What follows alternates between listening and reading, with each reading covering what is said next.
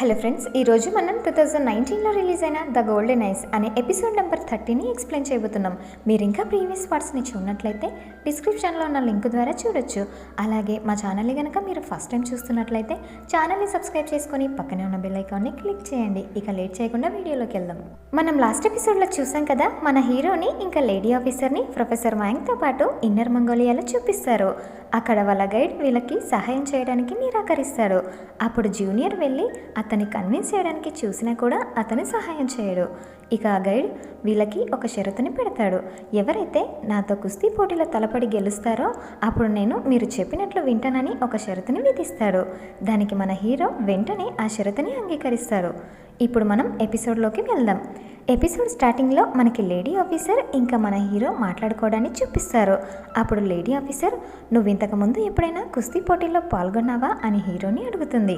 దానికి మన హీరో, నాకు 11 సంవత్సరాల వయసు ఉన్నప్పుడు మా స్కూల్లో ఒకసారి కుస్తీ పోటీలో పాల్గొన్నానని చెప్తాడు. అప్పుడు లేడీ ఆఫీసర్, అయితే అందులో నువ్వు గెలిచావా అని అంటుంది. దానికి మన హీరో, లేదు, నేను హాస్పిటల్లో అడ్మిట్ అయ్యానని చెప్తాడు. అది విని లేడీ ఆఫీసర్, ఈసారి నువ్వు చచ్చావులే అని చెప్పి వెనక్కి వెళ్ళిపోతూ ఉంటుంది. ఆ తర్వాత మన హీరో ఇంకా బకాసురుడి మధ్య ఫైటింగ్ చూపిస్తారు. అయితే ఇక్కడ మన హీరో తన గోల్డెన్ ఐస్ పవర్స్తో బకాసురుడి మూవ్స్ని ఇంకా తన బాడీని స్కాన్ చేస్తూ ఉంటాడు. అలా మన హీరో బకాసురుడి కాలి విరుగుండడాన్ని చూస్తాడు. ఇక దాన్ని అడ్వాంటేజ్గా తీసుకొని బకాసురుడిని ఓడిద్దామని అనుకుంటాడు. కానీ బకాసురుడు మన హీరో కంటే చాలా స్పీడ్గా ఉంటాడు. ఇక బకాసురుడు మన హీరోని భుజాల మీద వేసుకొని గాల్లోకి ఎగిరేసి కింద పడేయబోతూ ఉండగా అనుకోకుండా మన హీరో బకాసురుడి కాళ్ళ మీద పడతాడు. అప్పుడే బకాసురుడి మోకాలు నేలకి టచ్ అవ్వడంతో బకాసురుడు ఆ పోటీలో ఓడిపోతాడు. ఎందుకంటే తన కాలు ఆల్రెడీ ఇంజూర్ అయింది కాబట్టి. ఇక ఈ విధంగా మన హీరో అనుకోకుండా ఆ పోటీలో గెలుస్తాడు.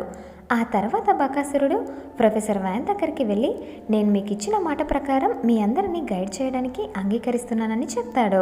అది విని ప్రొఫెసర్ వ్యాంగ్ చాలా సంతోషపడి బకాసురుడికి థ్యాంక్స్ అని చెప్పి, దాంతోపాటే మీ విలేజ్ ఇంకా మీ కల్చర్ స్పాయిల్ అవ్వకుండా నేను మా ఆర్కియాలజీ టీం నడుచుకుంటామని చెప్తుంది.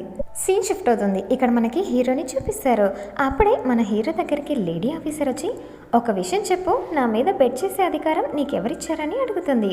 దానికి మన హీరో, నేను కేవలం బకాసురుడు మనల్ని గైడ్ చేసేదానికి కన్విన్స్ చేయాలని అనుకున్నానని చెప్తాడు. అప్పుడు లేడీ ఆఫీసర్, ఒకవేళ నువ్వు ఓడిపోయి ఉంటే నా పరిస్థితి ఏంటి అని అంటుంది. దానికి మన హీరో, ఒకవేళ నేను ఓడిపోతే ఏం జరుగుతుందనేది నేను అస్సలు ఊహించలేదని అంటాడు. అప్పుడు లేడీ ఆఫీసర్, అయితే ఇప్పుడు నువ్వు గెలిచావు కదా, ఇప్పుడు నీ ఉద్దేశం ఏంటి అని అంటుంది. దానికి మన హీరో, ఇంతకీ నేను గెలిచాను, కానీ ఎలా గెలిచానన్నది నాకు కూడా చాలా ఆశ్చర్యంగా ఉందని అంటాడు. ఇక మన హీరో మాటలు విన్న లేడీ ఆఫీసర్కి చాలా కోపం వచ్చి అక్కడ నుండి వెళ్ళిపోతుంది. అయితే ఇక్కడ లేడీ ఆఫీసర్ ఏమనుకుంటుందంటే, ఈ వంకతో మన హీరో ద్వారా లేడీ ఆఫీసర్ పై ఉన్న ప్రేమని బయట పెట్టిద్దామని అనుకుంటుంది. సీన్ షిఫ్ట్ అవుతుంది. ఇక్కడ మనకి గైడు బకాసురుడిని చూపిస్తారు. అతను తన గుర్రాన్ని క్లీన్ చేస్తూ ఉంటారు. అప్పుడే అక్కడికి హీరో వచ్చి ఆ చుట్టుపక్కల ఉన్న ప్రదేశాల గురించి బకాసురుడిని అడుగుతూ ఉంటాడు. అప్పుడు బకాసురుడు, ఇక్కడి గవర్నమెంట్ ఈ ప్రదేశాన్నంతా డెవలప్ చేద్దామని చెప్పి కొన్ని మొక్కల్ని నాటింది, కానీ ఒక చోట మాత్రం ఆ మొక్కలు పెరగలేదని చెప్తాడు. అప్పుడు మన హీరో తన మనసులో, నాకు తెలిసి ఖచ్చితంగా ఆ ప్రాంతంలోనే గృహం ఉండే అవకాశం ఉంది, అందుకే అక్కడ చెట్లు పెరగలేదని అనుకుంటాడు. ఆ తర్వాత వెంటనే మన హీరో అక్కడి నుండి వచ్చి జరిగిన విషయాన్నంతా ప్రొఫెసర్ వ్యాంగ్తో చెప్తాడు. ఆ విషయం తెలుసుకున్న ప్రొఫెసర్ వ్యాంగ్ హీరోతో ఇంకా వాళ్ళ టీంతో కలిసి ఆ ప్రదేశం దగ్గరికి వెళ్ళి తవ్వుతూ ఉంటారు. సీన్ షిఫ్ట్ అవుతుంది. ఇక్కడ మనకి బ్యూటిఫుల్ లేడీ తన అసిస్టెంట్ మాట్లాడుకోవడాన్ని చూపిస్తారు. అప్పుడు అసిస్టెంట్, ఆర్కియాలజీ టీం ఇప్పుడు ఇన్నర్ మంగోలియాకి వచ్చింది, అలాగే వాళ్ళతో పాటే హీరో ఇంకా లేడీ ఆఫీసర్ కూడా ఉన్నారని చెప్తుంది. అప్పుడు బ్యూటిఫుల్ లేడీ ఆఫీసర్ ద్వారా మన ప్లాన్ ఫ్లాప్ అయ్యే అవకాశం ఉంది, కాబట్టి దీనికోసం నువ్వేం చేయాలంటే మన ప్లాన్కి ఎవరు అడ్డొచ్చినా హీరోని తప్ప మిగతా వాళ్ళందరినీ షూట్ చేసి పడేయమని చెప్తుంది. దానికి అసిస్టెంట్ కూడా ఓకే అని అంటుంది. సీన్ షిఫ్ట్ అవుతుంది. ఇక్కడ మనకి గృహ ప్రాంతాన్ని తవ్వుతుండడాన్ని చూపిస్తారు. ఆ తర్వాత కాసేపటికి వీళ్ళంతా కలిసి ఆ గృహ లోపలికి వెళ్తారు. అలా ఆ గృహలో కొంచెం దూరం వెళ్ళిన తర్వాత మెల్లిమెల్లిగా మన హీరో హెల్త్ అనేది పాడవుతూ ఉంటుంది. అయినా కానీ మన హీరో తనను తాను కంట్రోల్ చేసుకొని ముందుకు వెళ్తూ ఉంటాడు. అలా వీళ్ళు ఆ గృహ లోపలికి వెళ్తూ ఉండగా ఇక్కడ ఒక శవ శవపేటిక కనిపిస్తుంది. ఇక అప్పటికే మన హీరో హెల్త్ అనేది చాలా పాడైపోయి ఉంటుంది. మన హీరోని చూసిన లేడీ ఆఫీసర్ అక్కడ నుండి హీరోని తీసుకొని బయటికి వచ్చేస్తుంది.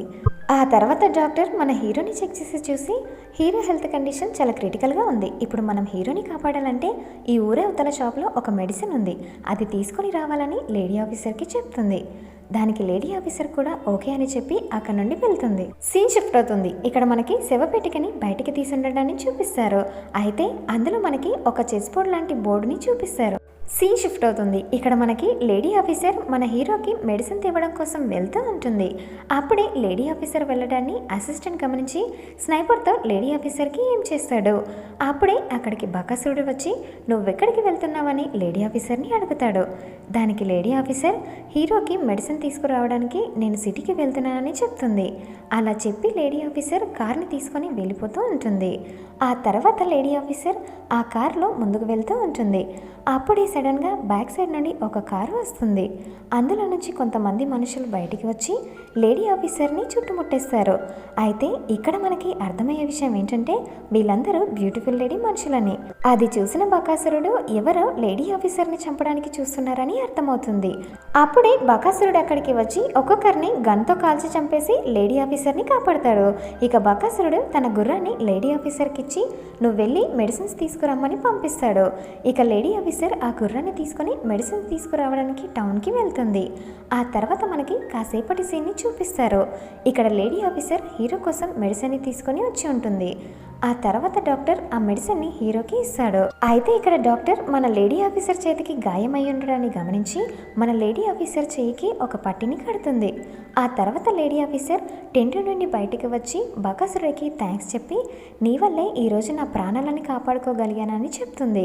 అలా ఈ ఎపిసోడ్ ఎండ్ అయిపోయింది. అయితే దీని తర్వాత వచ్చే ఎపిసోడ్ కోసం కామెంట్ చేయండి. వీడియో నచ్చితే లైక్ చేయండి, సబ్స్క్రైబ్ చేసుకొని మా ఛానల్ని. Thanks for watching.